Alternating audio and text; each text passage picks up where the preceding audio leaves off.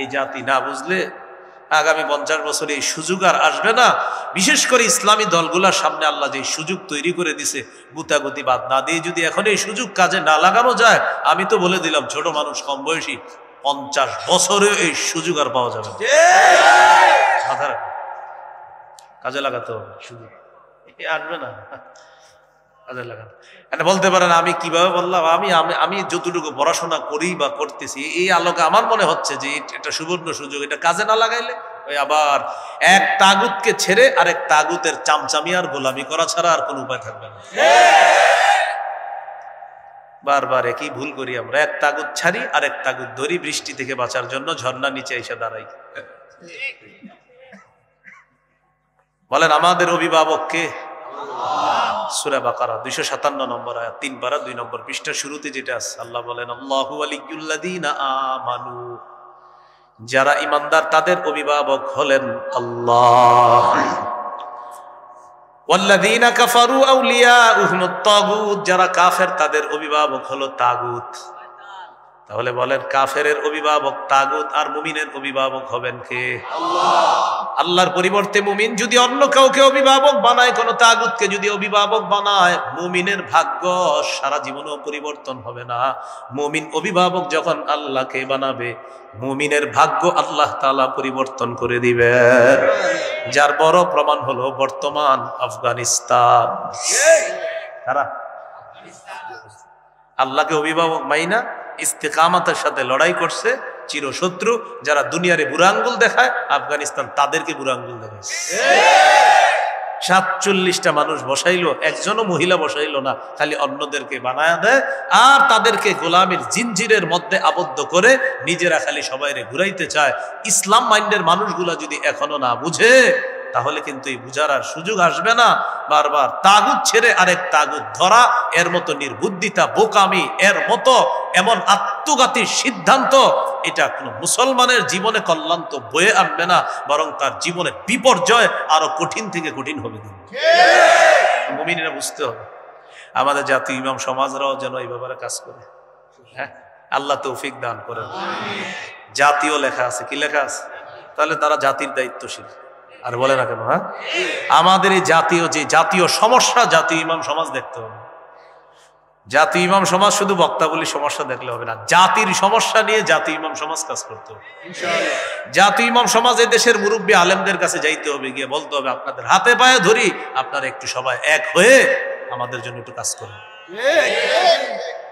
আল্লাহ বুঝার তৌফিক দান।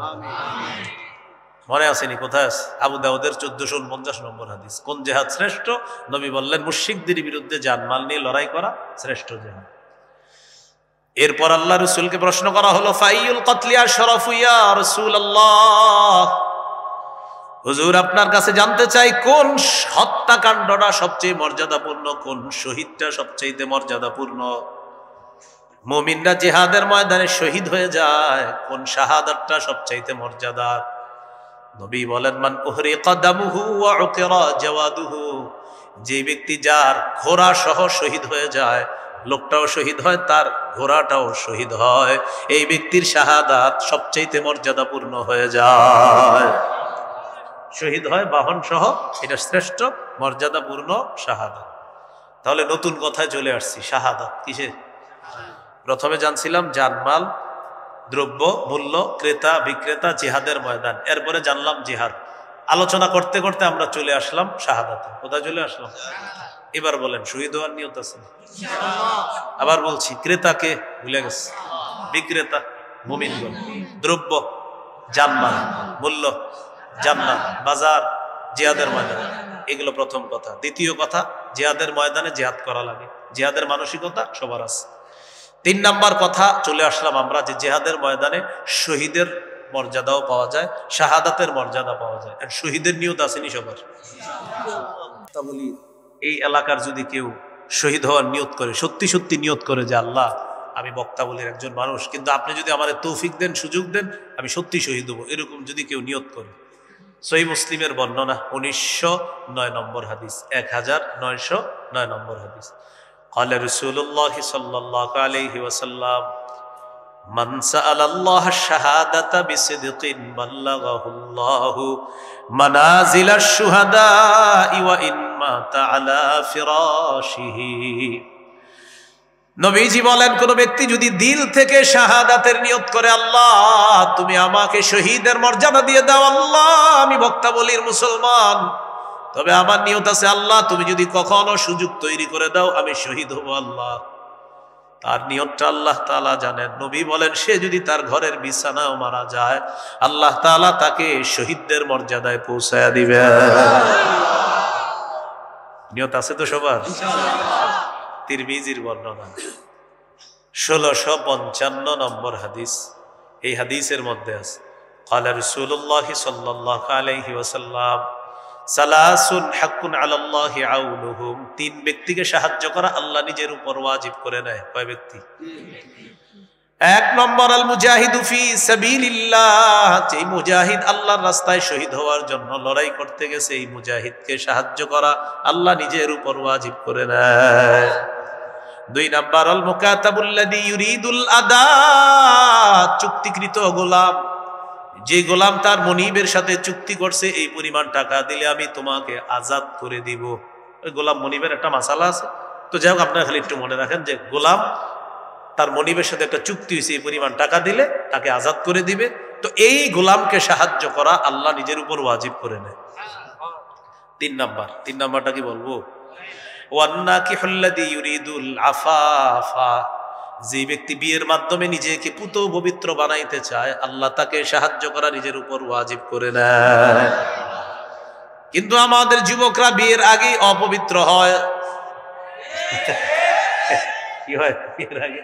এরা পবিত্র হবে কিন্তু কি করে? নিয়ত করে, কি জানেন? নিয়ত করে কন্যা পক্ষের সাথে কথা হয়, কথা হওয়ার পরে বা ছেলের বাপে গিয়া দেখে মেয়েরে, কে দেখে? বাপে। হুবো বালেগা স্ত্রীর জন্য, বলেন হুবো বালেগা স্ত্রীকে বলেন শ্বশুরের জন্য দেখা সর্বসম্মতিক্রমে সন্দেহ ছাড়া হারাম। হুবো বালেগা স্ত্রী মানে আপনার স্ত্রী যিনি হবেন, মানে যাকে দেখতেছেন, যাকে বিয়ে করার জন্য দেখবেন, তার বিয়ে করলে আপনার আব্বা হবে মেয়েটার শ্বশুর। এই শ্বশুরের জন্য বিয়ের আগে মেয়েকে দেখা হারাম। মেয়েকে দেখা কি? আপনারা মাঠে আছেন তো? এতক্ষণ তো আওয়াজ ছিল, আপনার আব্বা আপনার বিবি যে হবে তাকে বিয়ের আগে দেখা হারাম। মুফতি সাহেবরা আছে, জিজ্ঞাসা করেন। শোনেন না একটু, এটা তো ঠিক, একটু পরে দেখবেন আরো আওয়াজ কমবে। এখন সর্বশেষ বিয়ের কনে পক্ষের বলবে, তো কনে পক্ষে ফোন দিছে বর পক্ষের, কবে তারিখটা জানাবেন? হা বা না জানায় দেন। তো ছেলে পক্ষে বলে, ছেলের একজন দুলাভাই আমেরিকা থাকে, তো দুলাভাই ছবিটা দেখবে, মেয়ে দেখার পর দুলাভাই যদি বলে হ্যাঁ তাহলে হ্যাঁ, দুলাভাই যদি বলে না তাহলে না, কারণ বিয়েটা দুলাভাই করবে, এই জন্য দুলাভাই হ্যাঁ বললে হ্যাঁ আর না বললে না। নির্লজ্জ বেহায়া কোথাকার! আপনার শরম লজ্জা নাই? আপনি নির্লজ্জ বেহায়ার মতো কিভাবে আপনার স্ত্রী আপনার বন্ধুদেরকে দেখান, আপনার দুলাভাইকে দেখান, বন্ধুদেরকে দেখায় বলে দোস্ত তোরা ওকে বললে ওকে, মানে বিয়েটা দোস্তরা করবে, দুলাভাই আপনি ওকে বললে ওকে, মানে দুলাভাই বিয়েটা করবে। নির্লজ্জ বেহায়া, যারও সন্তান তৈরির রাস্তা খুলে দিচ্ছে না, সে বিয়ের মাধ্যমে পবিত্র হতে চায়। এগুলা সিডু আইনের, যাক এটা আবার আরেক ইতিহাস, সেদিকে যাব না। ওই যে পাশ্চাত্যরা খবিস মার্কা আইন তৈরি করে দেয়, এই আইনের কুফল হলো এগুলা। তো যাই হোক, বলতেছিলাম তিন ব্যক্তিকে সাহায্য করা আল্লাহ নিজের উপর ওয়াজিব করে।